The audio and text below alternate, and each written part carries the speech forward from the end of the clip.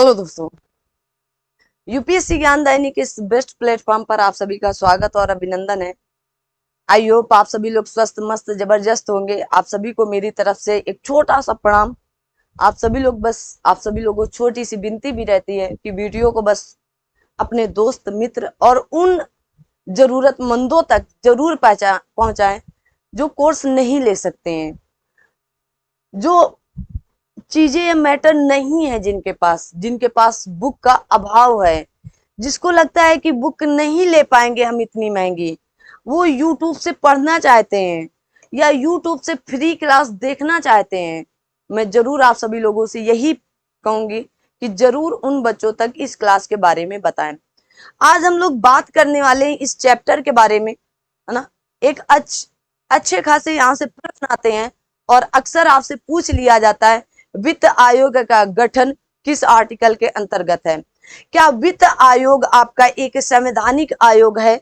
क्या वित्त आयोग आपका एक संविधानेतर आयोग है? क्या वित्त आयोग को संविधान में दर्जा दिया गया है? तो आइए इन्हीं से बातचीत शुरू करेंगे। कहा जाता है अगर किसी आर्टिकल, संविधान के किसी अनुच्छेद या आर्टिकल में किसी की चर्चा या परिचर्चा की गई है तो उसे हम लोग संवैधानिक दर्जा देते हैं। जैसे आपके राष्ट्रीय विकास परिषद की बात करें, कहीं पर भी आपके आयोग जो राष्ट्रीय विकास परिषद है उसकी कहीं पर भी बात संविधान में नहीं की गई है तो वो एक सलाहकारी संविधान हो सकती है, वो आपके योजना आयोग को कार्यान्वयन करने की योजना हो सकती है या आयोग हो सकता है।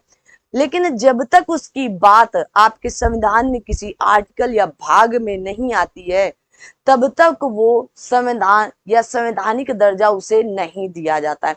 लेकिन हमारे वित्त आयोग को संवैधानिक दर्जा प्राप्त है आर्टिकल नंबर 280 के द्वारा, या आप यूं कहें आर्टिकल नंबर 280 में वित्त आयोग का गठन के बारे में बताया गया है। इसी को फाइनेंस कमीशन भी कहा जाता है इंग्लिश वाले बच्चों के लिए, ठीक है ना। आगे अब इसके बारे में चर्चा करते हैं कि वित्त आयोग का जो गठन है वो आपके किस आर्टिकल के अंतर्गत बातचीत की गई है। तो आप कहेंगे फाइनेंस कमीशन की बातचीत अनुच्छेद 280 से लेकर 81 के बारे में बताया गया।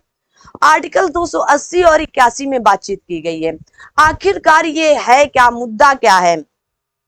तो कहा जाता है संविधान में आर्टिकल 280 के तहत प्रत्येक 5 वर्ष की बात की जाती है कि प्रत्येक 5 वर्ष या उससे पहले भी राष्ट्रपति द्वारा एक आयोग का गठन किया जाता है जिसे वित्त आयोग का गठन कहते हैं या वित्त आयोग गठन होता है।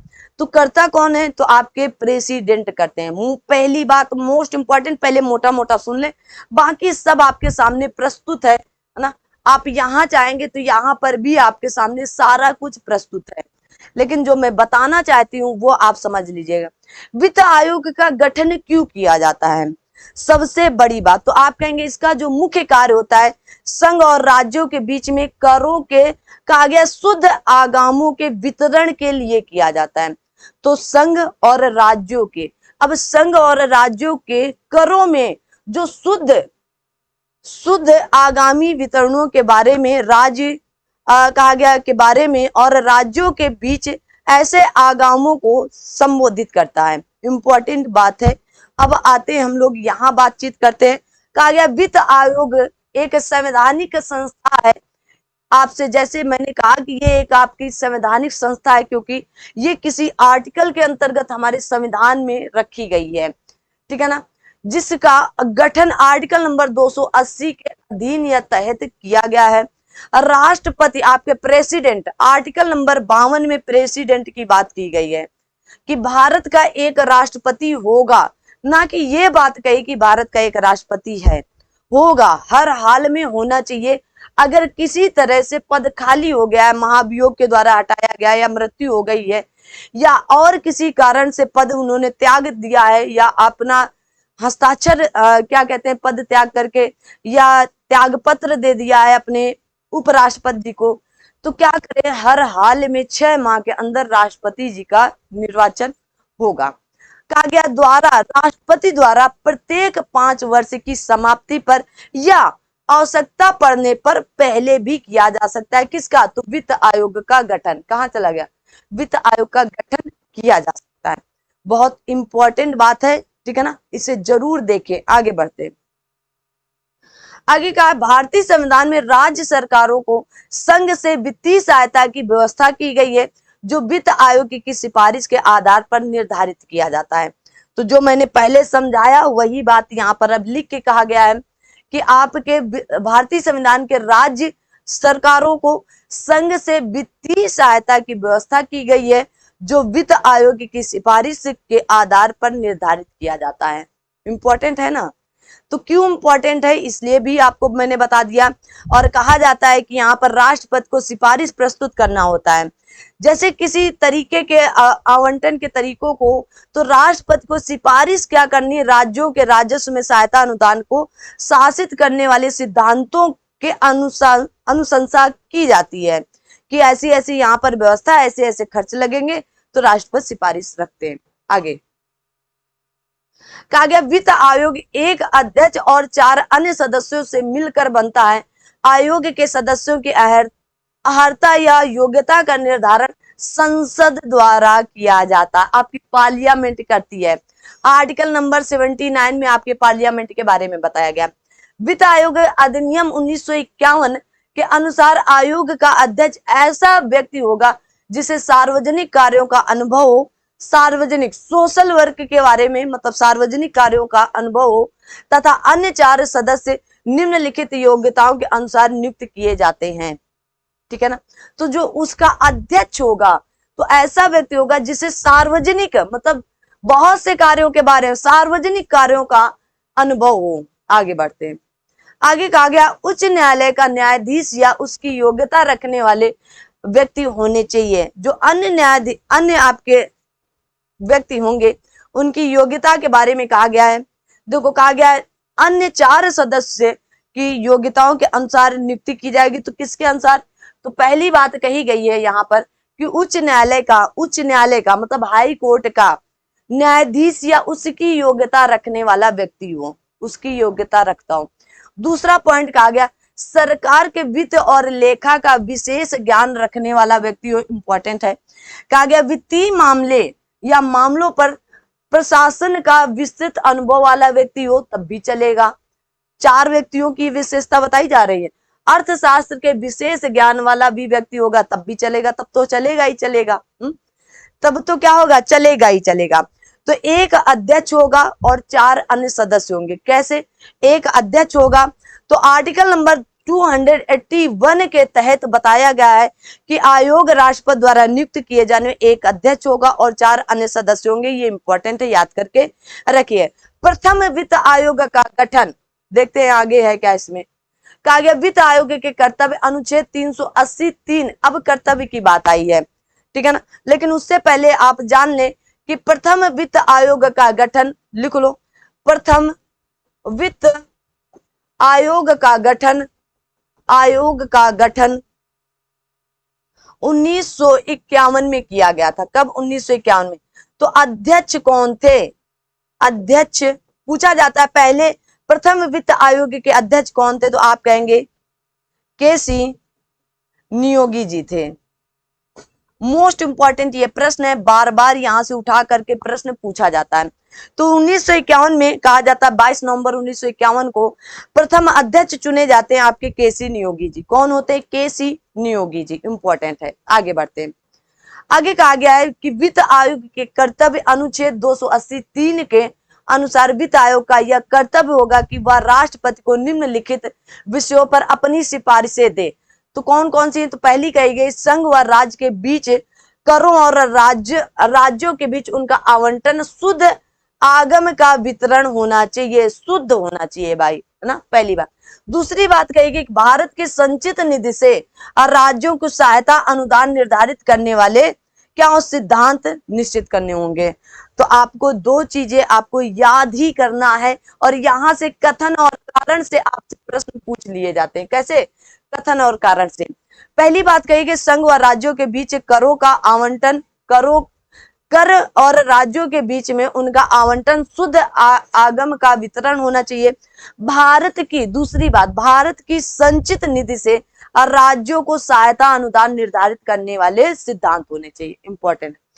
आगे कहा गया है कि राज्य के वित्त आयोग की सिफारिशों के आधार पर पंचायतों तथा नगर पालिकाओं के संसाधनों की पूर्ति के लिए राज्य की संचित निधि, कहां पर, राज्य की संचित नीति के संवर्धन के उपाय होने चाहिए। अगली बात कही जा रही कि वित्तीय स्थिति को सुदृढ़ करने के लिए राष्ट्रपति द्वारा निर्दिष्ट कोई अन्य विषय के बारे में बातचीत करनी चाहिए। इस संबंध में वित्त आयोग अपनी प्रक्रिया स्वयं निर्धारित करता है।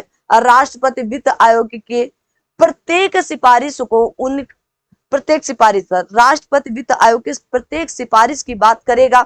और दूसरी बात कही गई, उन पर की गई कार्रवाइयों सहित सदन के प्रत्येक सदन के समक्ष विचार के लिए रखवाता है। आर्टिकल नंबर 281 के तहत कौन रखवाता है? राष्ट्रपति रखवाता है।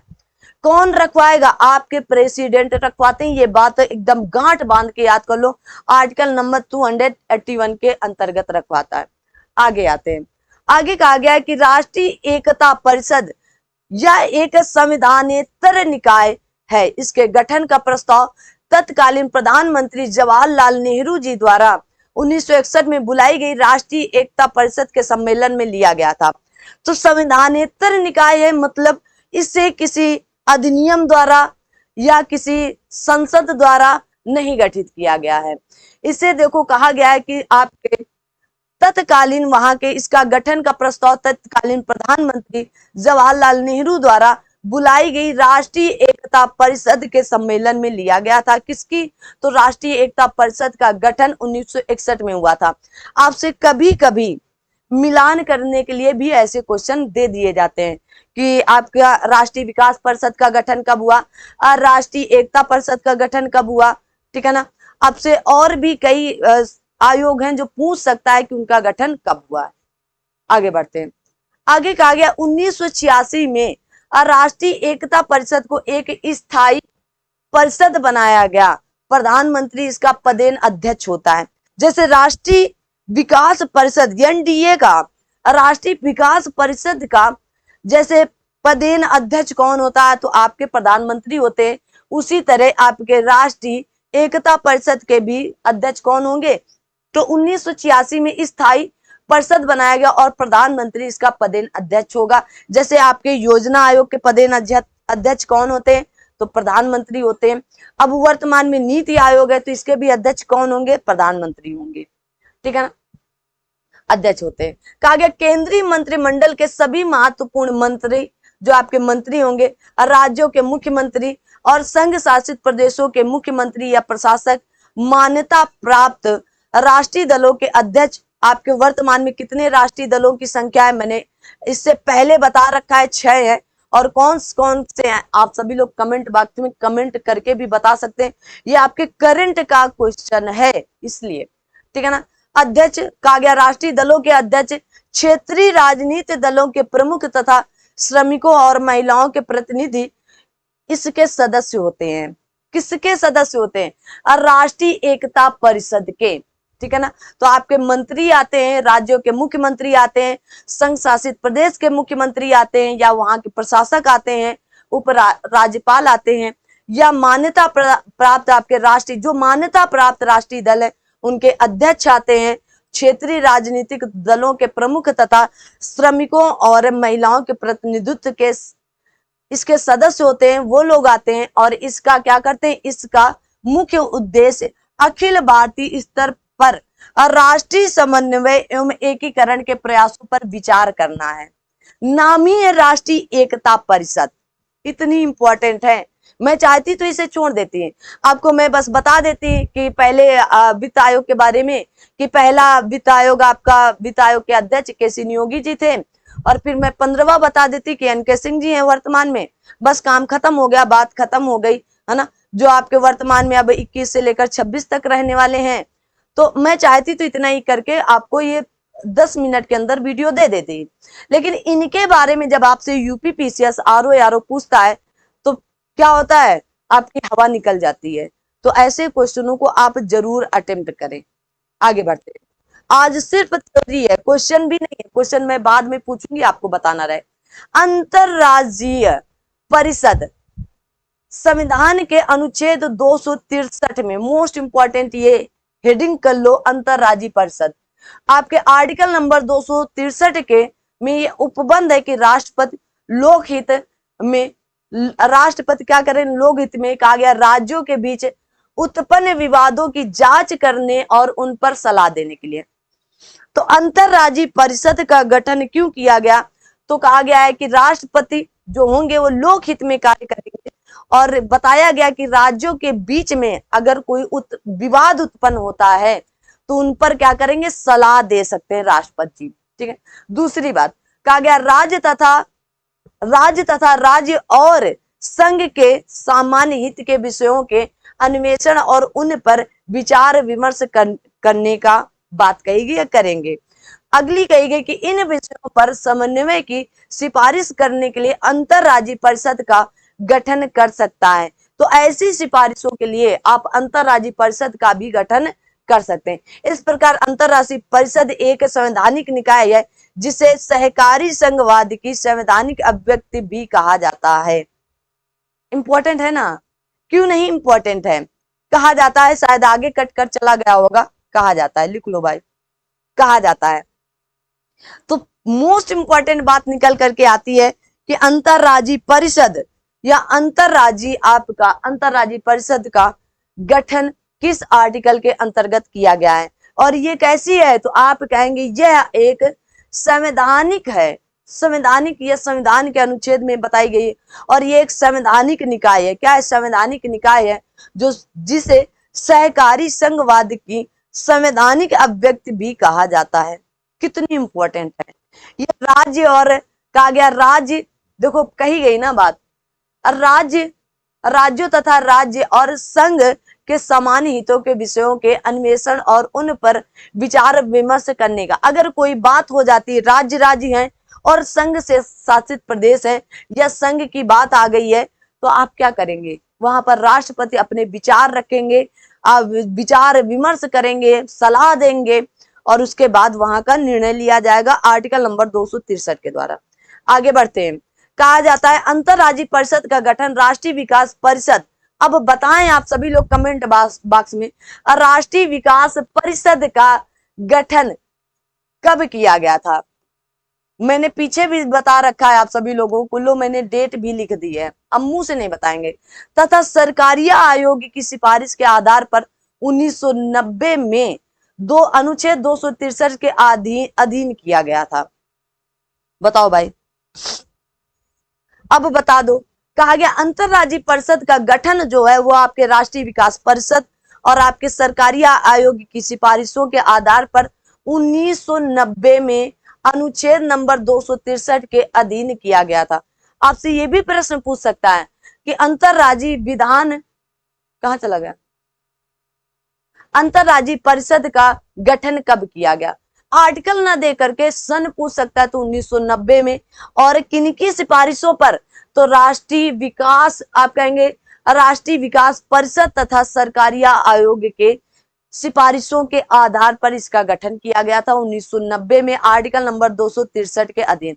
प्रधानमंत्री इसका पदेन अध्यक्ष होता है, जबकि राज्यों के मुख्यमंत्री तथा संघीय कैबिनेट के प्रमुख मंत्री इसके सदस्य होते हैं। कहा गया परिषद की बैठक में अन्य महत्वपूर्ण मंत्री तथा योजना आयोग के सदस्य भी आमंत्रित होते हैं।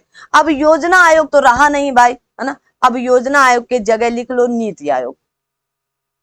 अब योजना आयोग का नया नाम क्या पड़ गया, नीति आयोग, ठीक है ना। तो नीति आयोग के सदस्य भी आमंत्रित होते हैं। आगे बढ़ते हैं। अब आपके सामने आता है क्षेत्रीय परिषद।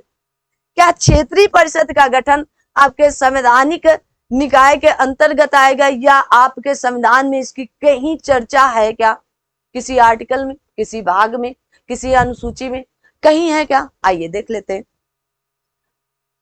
कहा गया क्षेत्रीय परिषद, क्षेत्रीय परिषद का गठन संसद के अधिनियम द्वारा किया गया है।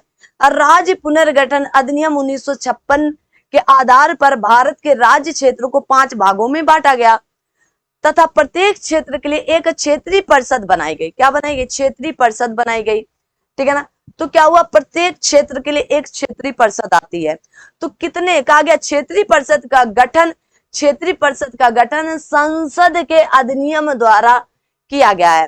राज्य पुनर्गठन अधिनियम 1956। तो राज्य पुनर्गठन अधिनियम 1956 के तहत या आधार पर भारत के राज्य क्षेत्रों को 5 भागों में बांटा गया है। ठीक है ना, 1956 पुनर्गठन आया था ना, राज्य पुनर्गठन आयोग, ठीक है ना, श्रीधर आयोग, आप फजल अली आयोग, ये सब इसी के अंतर्गत आए थे। अब देखते हैं, पहला कहा गया है, पहली बात कि केंद्रीय क्षेत्र, पहला केंद्रीय क्षेत्र में कौन कौन आएंगे, उत्तर प्रदेश, उत्तराखंड, मध्य प्रदेश, छत्तीसगढ़। याद कर लो भाई, आपके केंद्रीय क्षेत्र के अंदर 5 भागों में तोड़ा गया, तो कौन कौन से आ रहे हैं, ये आए। अब कहा गया उत्तरी क्षेत्र, अब कहा गया हरियाणा, हिमाचल प्रदेश, पंजाब, राजस्थान, जम्मू कश्मीर, दिल्ली और आपकी चंडीगढ़ आ रहा है। और आगे कहा गया पूर्वी क्षेत्र, बिहार, झारखंड, पश्चिम बंगाल, उड़ीसा, ये आपके क्षेत्र आ रहे हैं पूर्वी क्षेत्र के अंतर्गत। चौथा कहा गया है आपका कि पश्चिमी क्षेत्र, जिसमें गुजरात, महाराष्ट्र, गोवा, दादर नगर हवेली, दमन दीव, ये सभी क्षेत्र आएंगे आपके पश्चिमी क्षेत्र के। और आगे आता है सबसे लास्ट 5वां नंबर, दक्षिणी क्षेत्र, जिसमें आपका आंध्र प्रदेश, कर्नाटक, तमिलनाडु, केरल व आपका क्या होगा, पुदुचेरी आएगा। तो क्षेत्रीय परिषदों को कितने भागों में बांटा गया, तो आप कहेंगे 5 भागों। इसका गठन कैसे किया गया, तो आप कहेंगे संसद की सिफारिश पर, संसद अधिनियम द्वारा किया गया था, संसद अधिनियम द्वारा किया गया। क्या इसका कोई आर्टिकल है, नहीं है। आइए आगे कहा गया है, इसके अतिरिक्त 1971 में पूर्वोत्तर परिषद बनाया गया। क्या, अब देखो पूर्वोत्तर परिषद कब बना, 1971 में, जिसमें असम, मेघालय, मणिपुर, नागालैंड, त्रिपुरा, अरुणाचल प्रदेश, मिजोरम, सिक्किम, 7 बहनों के साथ साथ वहां का एक भाई भी शामिल है, जो पूर्वोत्तर भारत के अंतर्गत नहीं आता है। ठीक है ना, याद रखना। तो आपका कौन कौन से, असम, मेघालय, मणिपुर, नागालैंड, त्रिपुरा, अरुणाचल प्रदेश, मिजोरम, 7 सिस्टरें हैं, और आपका सिक्किम शामिल है। संघ का गृह मंत्री सभी क्षेत्रीय परिषदों का पदेन अध्यक्ष होता है। तो संघ का जो गृह मंत्री होता है, सभी क्षेत्रीय परिषदों का क्या होता है, अध्यक्ष होता है। याद कर लो भाई, यहां पर आप प्रधानमंत्री नहीं मारना गलती से भी, इंपॉर्टेंट है, इसलिए मैंने आपको यहां तक बताया है। ठीक है ना, आगे कहा गया, जबकि राज्यों के मुख्यमंत्री व संघ राज्य क्षेत्र के प्रशासक इसके सदस्य होते हैं। क्षेत्रीय परिषदों का मुख्य कार्य समान हित के विषयों पर विचार करना और सलाह देना होता है। तो कैसी, ये संवैधानिक परिषद है क्या, नहीं है। तो ये कैसी सलाहकारी परिषद है, कैसी है, सिर्फ और सिर्फ क्या कहा गया है, आप सलाह देना, समान हित में कार्य करना, विचार विमर्श करना, यही कर सकते हैं। लेकिन आप संविधान में कहीं आर्टिकल, कहीं अनुच्छेद नहीं दिया गया, इंपॉर्टेंट है। आगे पार्ट में चलते हैं। तो अच्छा, ये आज वाला क्लास यहीं तक था ना, तो आगे पार्ट में चलते हैं। तो आप अगर चैनल को अभी तक सब्सक्राइब नहीं कर रखे हैं, तो चैनल को फटाफट जाकर के सब्सक्राइब कर लेंगे।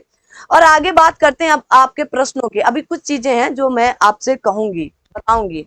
आगे है आपका कि थैंक यू, अगर यहाँ तक आप वीडियो वॉच करके आए तो बहुत बहुत शुक्रिया। आप सभी लोग पूरे वीडियो वॉच किया करें, बस यही आपसे प्रयास करते हैं।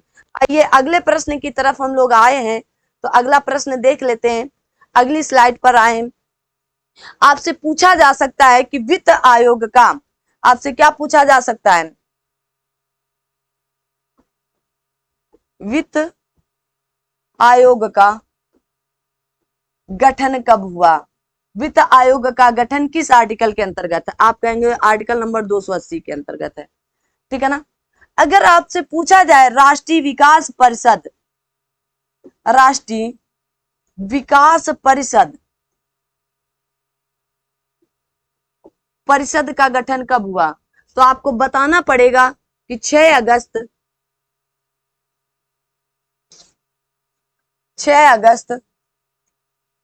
1952 में हुआ। कब हुआ, 1952 में हुआ।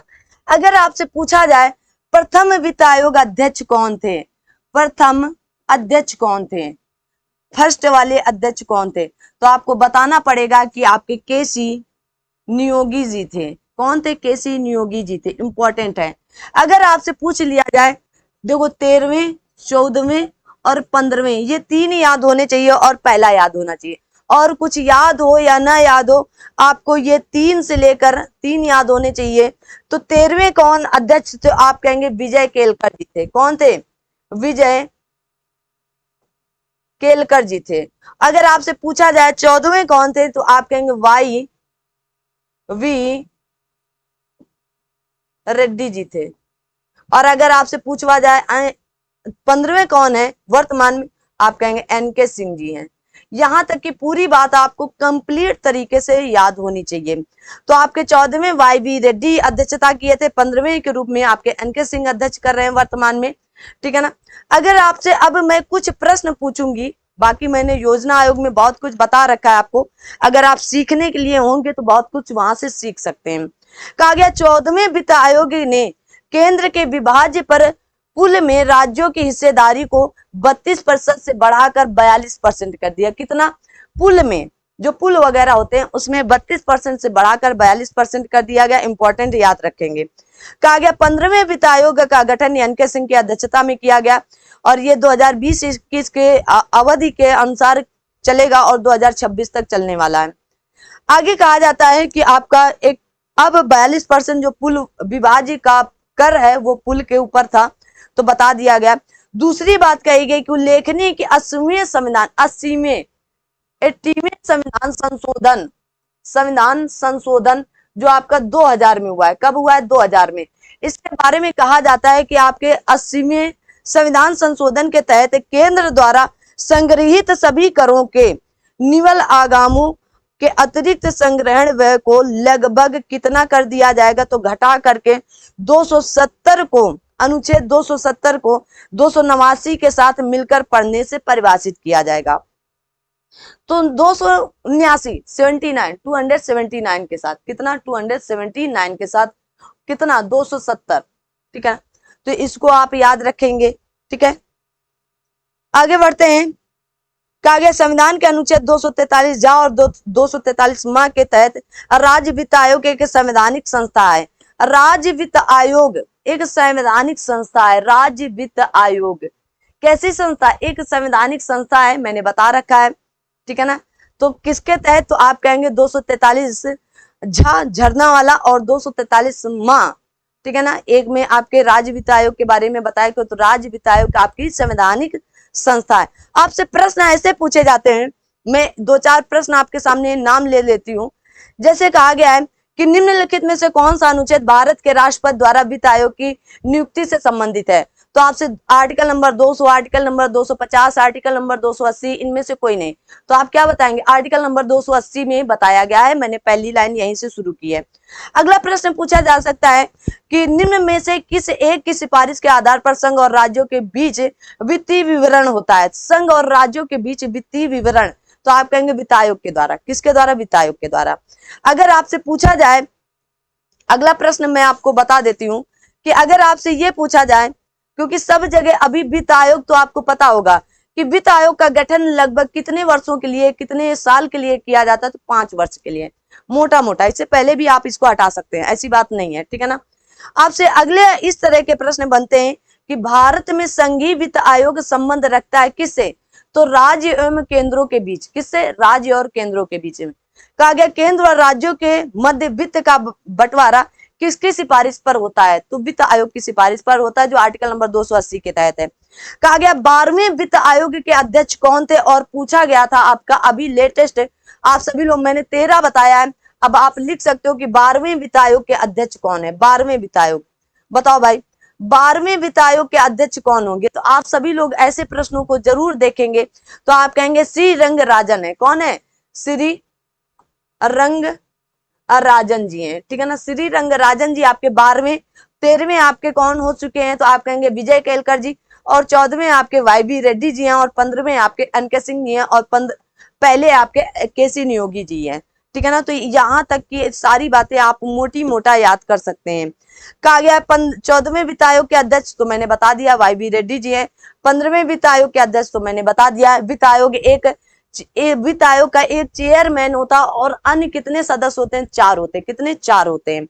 ठीक है ना। आगे तो इस तरह के आपके प्रश्न पूछे जाते हैं, और इस तरह के प्रश्न जब आपके बनते हैं तो आप अगर इस क्लास को देख रहे हैं तो आपसे ये प्रश्न अब गलत नहीं होंगे।